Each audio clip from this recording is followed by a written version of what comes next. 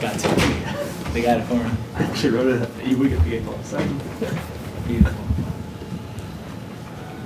Jared, just what are those early emotions after, I mean, not only this game, but this is back-to-back great efforts by you, but, you know, you really kind of put the team on your back tonight and helped them get to another win. What's that feeling like for you? Yeah, it's just it's always just a sense of gratitude. I'm just thankful, again, to just be able to play out there, be healthy, come out of the game safe and healthy, and to be able to perform how I did, I just attribute to my work.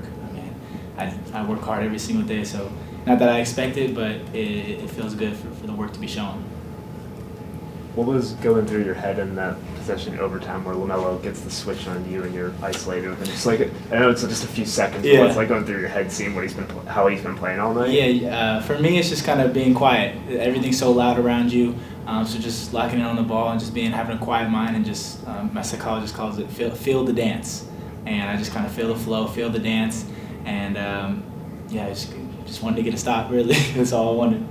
When you do that in those big moments and you're trying to feel the moment, do you feel it as, hey, this is overtime of an NBA game, this is late in the fourth quarter, or is it just kind of any other moment where you're trying to do something on a basketball court? How do you process that? I think it's just each moment. Like, I just take it moment by moment. I'm not trying to look at the bigger picture like, oh my God, I'm guarding LaMelo Ball and it's overtime, and I just try to take it moment by moment, be present, and when you're present, I feel like you react in the moment and you feel everything that's happening around you, and you react to it. So it's a great feeling to be present. What are you learning about those when the ball is in your hands at crunch time too, and you're being relied on to either drive, make a shot, play make, whatever? Just what have you learned already about what that takes to do that? Yeah, I think just slowing down. A lot of stuff happens so fast, and you get sped up when you come off a screen. You want to just go score. You want to make the right pass, but a lot of things is coming off a screen, making the right play. Slowing down when I get in the paint. I love the mid-range. I work on it all the time. So get into a bump fade, get into a bump mid. So I'm just learning how I'm going to play in the NBA, and I think I'm hopefully learning fast. You, Yabu, and Jeff all contributed off the bench tonight. Just how much pride do you guys as that second unit take in that? And I mean, I imagine you haven't come off the bench very much in your basketball life. So what are you learning about what it takes, or what the keys are to kind of taking in the early minutes of the game and then being able to come in? Yeah, shout out to them. I mean, we all know to be ready when our name is called. I think that's something that when we suit up for a game, it's like we never know what nurse is going to call out to the bench. And it's great when he yells. I don't know if you hear it. When he yells for the bench, like he screams it, and it's almost like your heart skips a beat.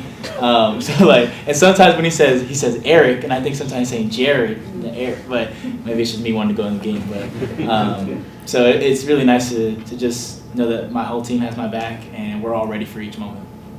Now the game ball, did someone present that to you, or you want to?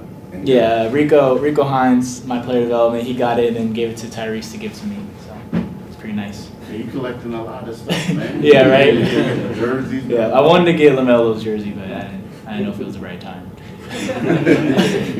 You made a lot of big shots throughout your basketball career. Do you take more pride in being able to make a defensive stop, a clutch one? For sure. I mean, like every time I can make a winning play, that's all I'm trying to do. So if it's making a game-winning deflection, game-winning stop, obviously I got hit with the three and for him to go to overtime. So I felt like I owed it to the team, to myself, to get a stop. But yeah, I'm always just trying to do whatever I can to help the team win. Yeah, that crazy shot by LaMelo in the corner. Like, just what does that look like from your vantage point when that's happening? It's just the worst feeling when you kind of messed up. You skipped a step, and then he has an open step on you, and then you swing it to him, and you watch the ball, and you're like, wow, I'm in one of the moments I watched on TV. Whether it was last year in the playoffs, someone hitting the three like that, and it's just now I'm the one guarding it. So it sucks, but you got to move on, moment by moment, be present always. Jared, you talked a lot about adjusting to being faced with like 6'8" guys every single possession, right? Tonight was probably your best finishing at the rim game. I guess, what allowed you to have success there? Yeah, I think just slowing down again. When I come off a screen, showing shot always, because that's my biggest threat.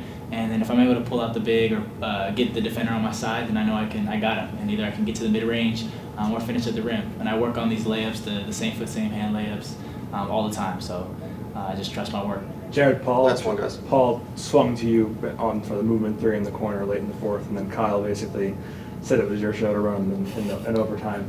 Does that trust sort of stick with you and sort of something that lets you know, like, I'm on the right path here? Yeah, for sure. I mean, to have Kyle Lowry, Paul George to trust me in those moments, I mean, what kid wouldn't want to do that? I wouldn't want to be in those moments.